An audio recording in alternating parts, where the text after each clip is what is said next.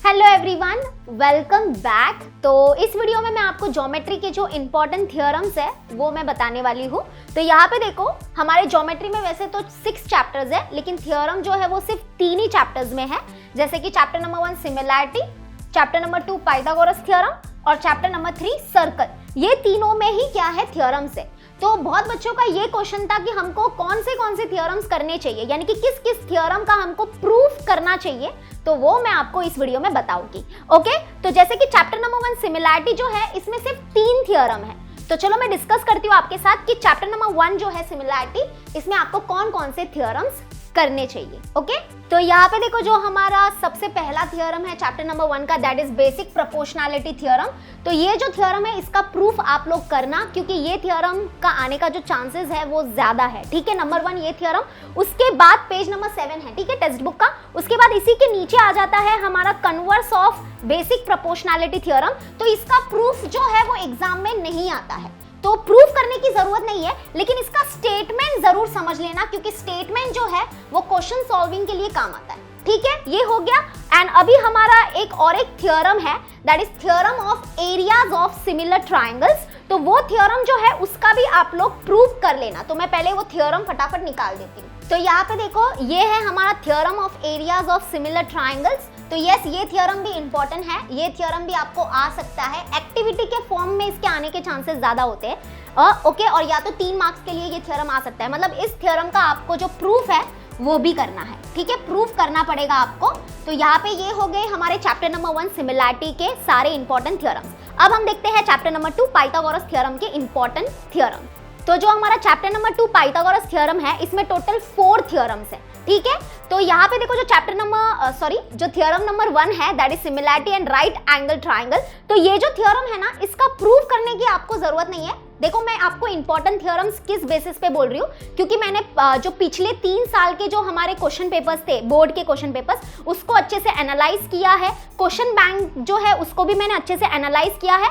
उसके वजह से मैं आपको ये इंपॉर्टेंट थ्योरम्स दे पा रही हूँ। ठीक है, तो इसका प्रूफ करने की जरूरत नहीं है, लेकिन प्रूफ नहीं करोगे ना, लेकिन आपको स्टेटमेंट तो समझना पड़ेगा, क्योंकि स्टेटमेंट काम आता है। ओके, कहीं ना कहीं ये थ्योरम लगेगा, कौन से भी क्वेश्चन में लग सकता है। तो स्टेटमेंट करो, स्टेटमेंट को अच्छे से समझो, ताकि आप अप्लाई कर सको क्वेश्चन में। तो इसका प्रूफ करने की जरूरत नहीं है इस थ्योरम का, लेकिन इसके नीचे सबसे इंपॉर्टेंट थ्योरम आता है, that is theorem of geometric mean. तो ये बहुत इंपॉर्टेंट थ्योरम है, और ये जो थ्योरम है उसको एक्टिविटी के फॉर्म में आपको बोर्ड एग्जाम में आपको दे सकते हैं। और ये जो थ्योरम ऑफ ज्योमेट्रिक मीन जो है ना, इसमें देखना, अगर आप लोग इसमें देखोगे ना, तो इसमें जो हमारा ऊपर वाला थ्योरम है ना, वो यूज होता है।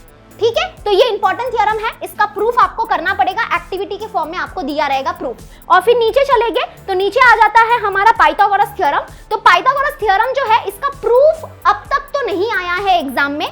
ठीक है, तो मैं यही बोल सकती हूँ कि इसका प्रूफ अगर आपने नहीं किया तो दैट्स ओके, लेकिन आपको आई थिंक पाइथागोरस थ्योरम तो आता है। आप 8th स्टैंडर्ड से पाइथागोरस थ्योरम अप्लाई करना आपको आता ही है। तो आप इसका स्टेटमेंट अच्छे से कर लो, कैसे अप्लाई होता है क्वेश्चन में वो देख लो। एंड फिर इसके नीचे आता है हमारा कन्वर्स ऑफ पाइथागोरस थ्योरम। तो कन्वर्स ऑफ पाइथागोरस थ्योरम का भी मैंने देखा नहीं है कि ये थ्योरम भी कभी मतलब ये थ्योरम भी एग्जाम में अब तक तो आया नहीं है, तो इसका भी प्रूफ आप फिलहाल मत करो। मैं बहुत ही सिलेक्टिव थ्योरम्स आपको बता रही हूँ। ठीक है, तो यहाँ पे कन्वर्स ऑफ पाइथागोरस थ्योरम का प्रूफ मत करो, लेकिन इसका स्टेटमेंट देखो, स्टेटमेंट तो सबका समझना पड़ेगा, दैट इज इंपॉर्टेंट। तो इसका स्टेटमेंट जरूर कर लेना, और कन्वर्स ऑफ पाइथागोरस थ्योरम क्या होता है वो अच्छे से समझ लेना। ठीक है, और सबसे इंपॉर्टेंट चीज मैं ये बताना चाहती हूँ कि मैंने ऑलरेडी ये सारे थ्योरम्स जो है वो मैंने ऑलरेडी एक्सप्लेन किए हैं अच्छे से। हमारी थ्योरम वाली सीरीज लॉन्च हुई थी इसी चैनल पे, तो आप लोग प्लेलिस्ट चेक करना, जिसमें आपको थ्योरम के सारे प्रूफ मिल जाएंगे। चलो, अभी हम लोग चैप्टर नंबर 3, जो सबसे इंपॉर्टेंट चैप्टर है, यानी कि सबसे बोरिंग चैप्टर भी है, उसका हम लोग देखते हैं कि उसके कौन कौन से इंपॉर्टेंट थ्योरम्स है। तो यहाँ पे देखो, जो सर्कल चैप्टर है उसका सबसे पहला थ्योरम और सबसे important theorem, that is tangent theorem. लेकिन टेंजेंट थ्योरम का प्रूफ एग्जाम में नहीं आता है। इनफैक्ट जो प्रूफ है वो हमारे सिलेबस में भी नहीं है।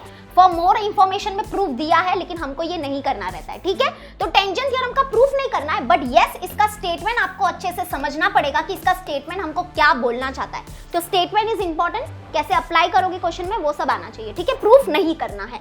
ओके, नेक्स्ट होगा हमारा कन्वर्स ऑफ टेंजेंट थ्योरम। तो कन्वर्स ऑफ टेंजेंट थ्योरम भी मैंने देखा नहीं है कि ये भी एग्जाम में नहीं आता है, इसके भी बहुत कम चांसेस होते हैं एग्जाम में आने के। तो यानी कि कन्वर्स ऑफ टेंजेंट थ्योरम जो है इसका भी प्रूफ आपको नहीं करना है, बट लेकिन जैसे कि मैं अभी बोल रही हूँ कि इसका जो स्टेटमेंट है वो जरूर आपको समझना पड़ेगा ताकि आप क्वेश्चन में अप्लाई कर सको, ठीक है। तो कन्वर्स ऑफ टेंजेंट थ्योरम का भी आपको सिर्फ क्या करना है, स्टेटमेंट देखना है। प्रूफ फिलहाल के लिए अगर नहीं देखोगे, आपके पास टाइम नहीं है तो मत देखो, चलेगा। ओके, अब नेक्स्ट देखते हैं, नेक्स्ट हमारा कौन सा थ्योरम होगा। नेक्स्ट है हमारा, यहाँ पे है हमारा yes tangent segment theorem. Yes, this is the most important theorem. ये सबसे इंपॉर्टेंट थ्योरम है, ये सबसे इंपॉर्टेंट थ्योरम है। इसका जो प्रूफ है वो एग्जाम में आता है। इसका प्रूफ जो है वो एक्टिविटी के फॉर्म में आपको एग्जाम में 3 मार्क्स के लिए जरूर दे सकते हैं। तो इसका प्रूफ आप लोग जरूर करना, ठीक है, ये इंपॉर्टेंट है। तो इसका प्रूफ आप लोग जरूर करना, बहुत इंपॉर्टेंट थ्योरम है, ये आपको 3 मार्क्स के लिए जरूर आ सकता है। अब आपको नेक्स्ट मैं बताती हूँ, नेक्स्ट हमारा होगा I think theorem of touching circle. Okay, theorem of touching circle अभी हम लोग देखेंगे। तो यहाँ पे टचिंग सर्कल का हमारा डेफिनेशन आ गया है। नीचे जैसे अगर आप जाओगे तो ये आपके टेक्स्ट बुक का ही PDF चल रहा है, जो जैसे नीचे जाओगे यस यहाँ पे आने वाला है थ्योरम ऑफ टचिंग सर्कल। तो यहाँ पे देखो थ्योरम ऑफ टचिंग सर्कल का जो प्रूफ है ना, ये भी एग्जाम में बहुत कम चांसेस है, बहुत कम चांसेस है ये नहीं आएगा। बस आपको ये थ्योरम ऑफ टचिंग सर्कल क्या होता है वो आपको पता होना चाहिए, ठीक है। तो प्रूफ मत करो इसका अगर टाइम नहीं है आपके पास। मैं बहुत ही सिलेक्टिव और बहुत ही कम प्रूफ आपको करने के लिए बोल रही हूँ। इसके बाद देखो, इसके बाद आता है हमारा, इसके बाद आपको थ्योरम्स मिलने वाले हैं, ठीक है। तो मैं अभी नीचे जा रही हूँ। थ्योरम ऑफ टचिंग सर्कल का प्रूफ मत करना आप लोग, अगर टाइम नहीं है तो मत करो, ठीक है।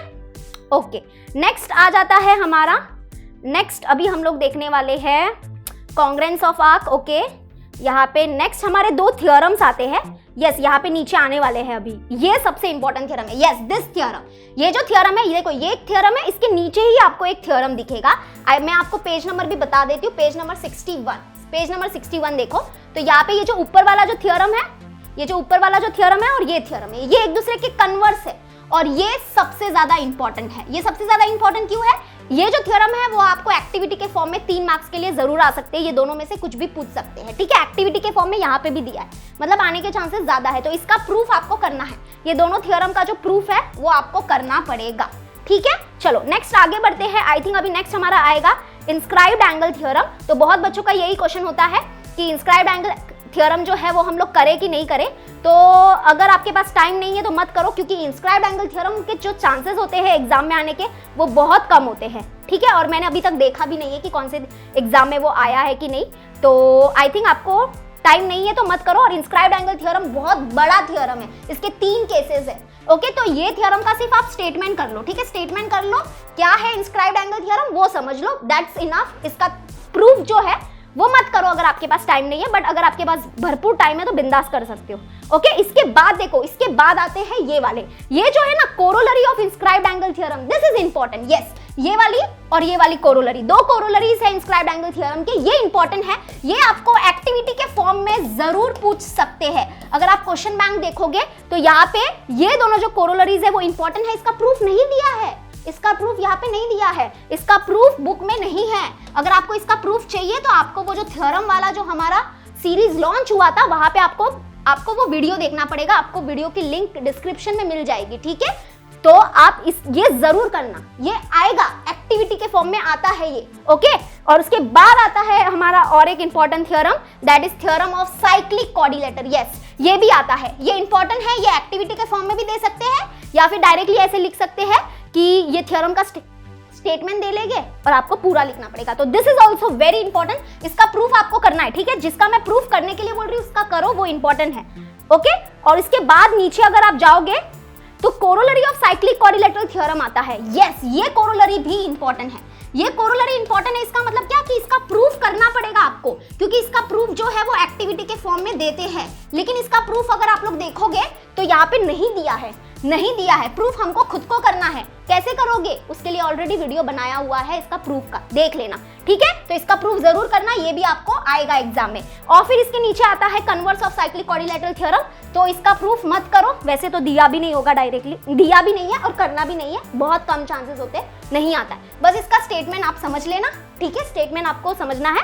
और फिर एक लास्ट थ्योरम, अपना लास्ट थ्योरम है जो कि इसके नीचे है।